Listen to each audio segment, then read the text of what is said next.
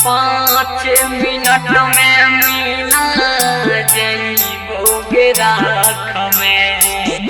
खोजई त तू हमरा श्यामा रिकॉर्डिंग स्टूडियो संत कबीर चौक 70 किया कइरा दिलही जाना कहो अपमान गे चला जइबो हमें समा साना गे जान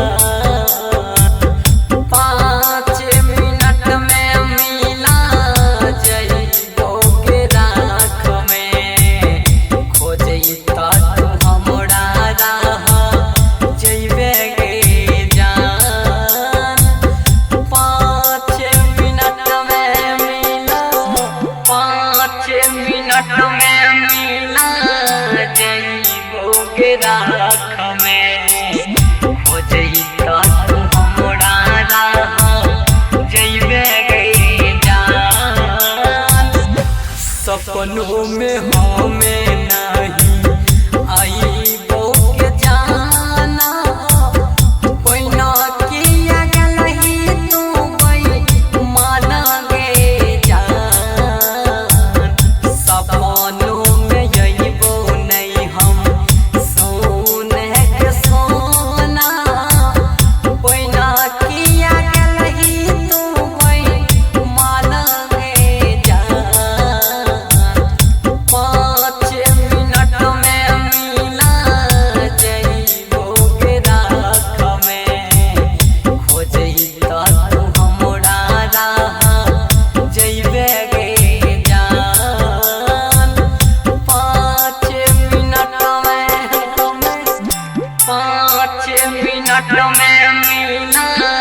जइबोगे राख में खोजई त तू हमरा राह जइबे गे जान हो जा हमर खाइले यही है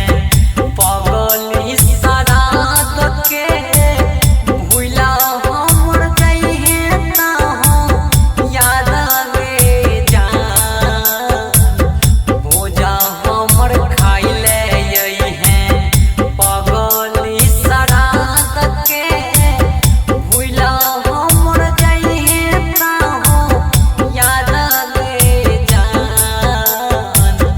दिला से उतारिए दी है रूप देव रमन के रहता हो जई है सड़वन संग गे जान दिला से उतारिए दी है रूप देव रमन के श्यामा रिकॉर्डिंग स्टूडियो संत कबीर चौक 70।